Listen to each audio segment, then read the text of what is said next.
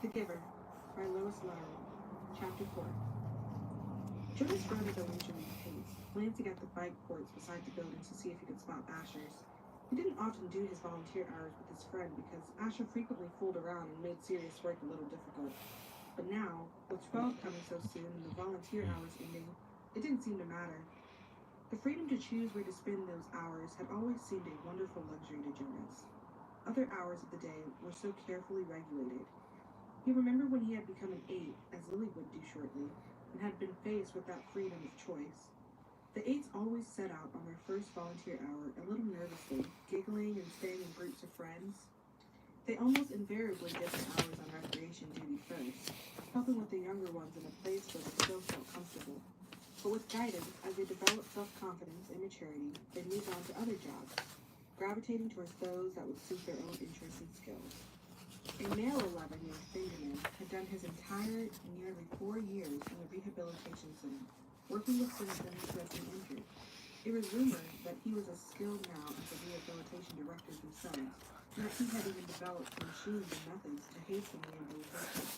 There was no doubt that Benjamin would receive his assignment to that field and would probably be permitted to bypass most of the training.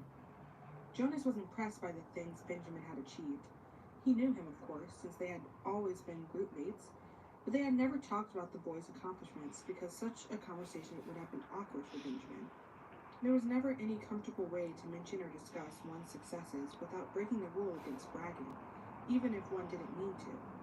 It was a minor rule, rather like rudeness, punishable only by gentle chastisement, but still, better to steer clear of an occasion governed by a rule which would be so easy to break. The area of dwellings behind him, Jonas rode past the community structures, hoping to spot Asher's bicycle parked beside one of the small factories or office buildings. He passed the child care center where Lily stayed after school and the playing areas surrounding it. He rode through the central plaza and the large auditorium where public meetings were held. Jonas slowed and looked at the name tags on the bicycles lined up outside the nurturing center. Then he checked those outside food distribution. It was always fun to help with the deliveries, and he hoped he would find his friend there so that they could go together on the daily rounds, carrying the cartons of supplies into the dwellings of the community.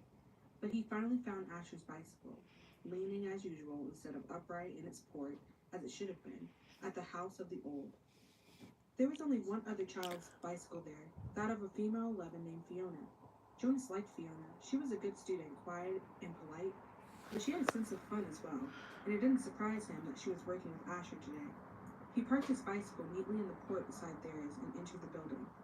"Hello, Jonas," the attendant at the front desk said. She handed him the sign-up sheet and stamped her own official seal beside his name.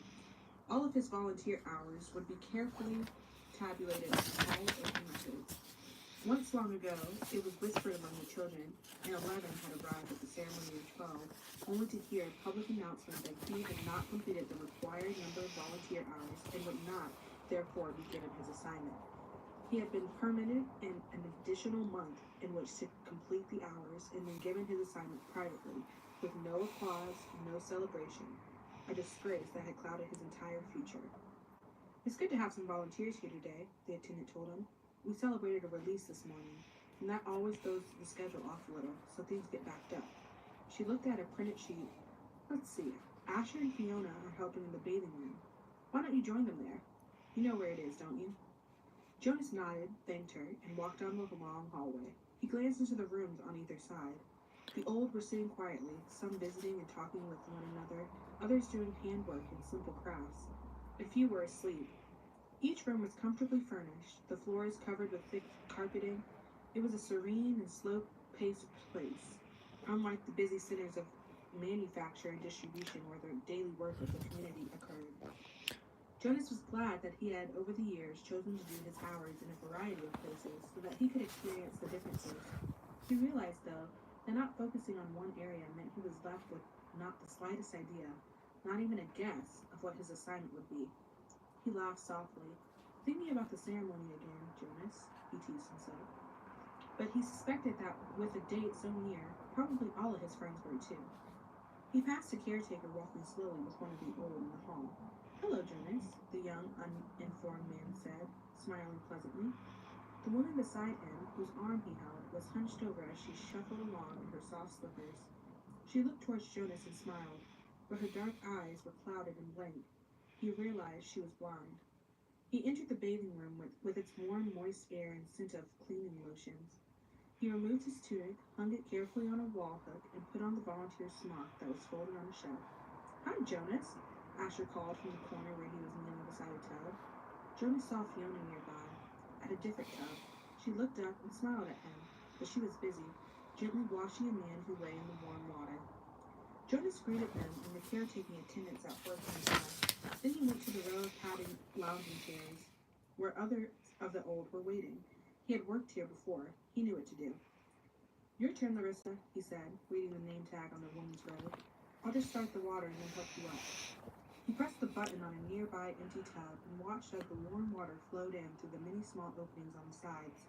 The tub would be filled in a minute, and the water flow would stop automatically. He helped the woman from the chair, led her to the tub, removed her robe, and steadied her with his hand on her arm as she stepped in and lowered herself. She leaned back and sighed with pleasure, her head on a soft cushioned headrest. "Comfortable?" he asked, and she nodded, her eyes closed.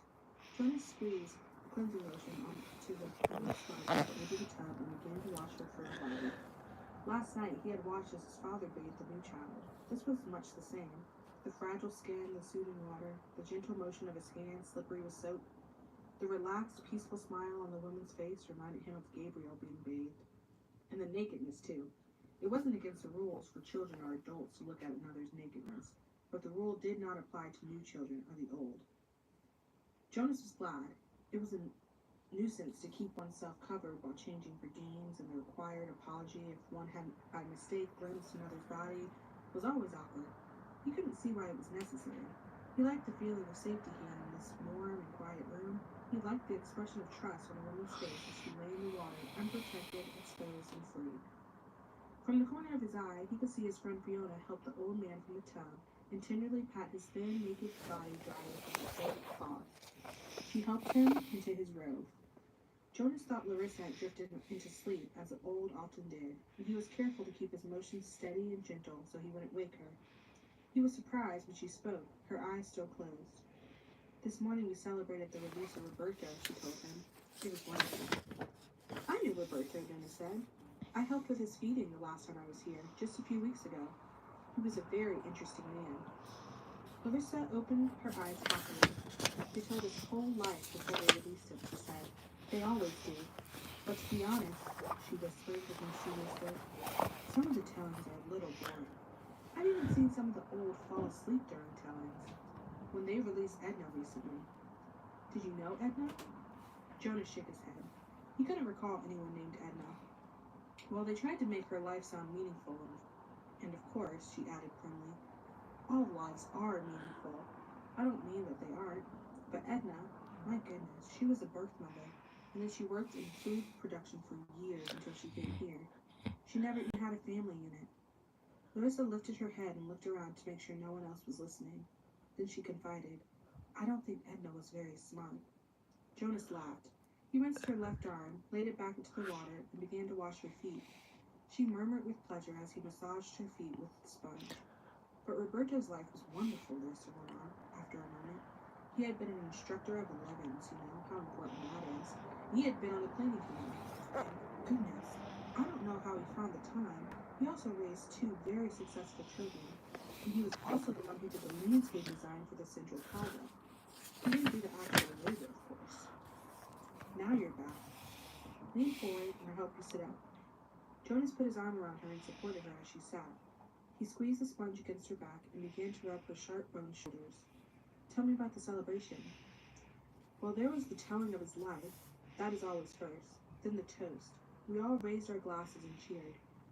We chanted the anthem. He made a lovely goodbye speech, and several of us made little speeches wishing him well. I didn't, though. I've never been fond of speaking publicly." He was thrilled. You should have seen the look on his face when they let him go.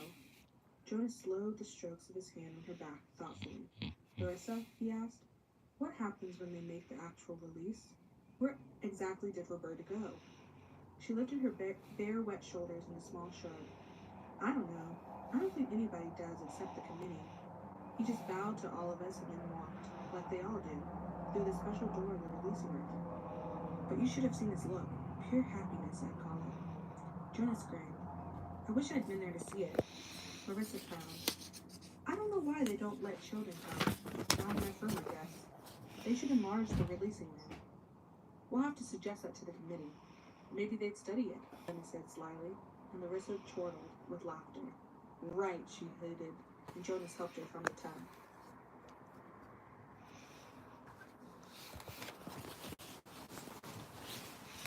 The end.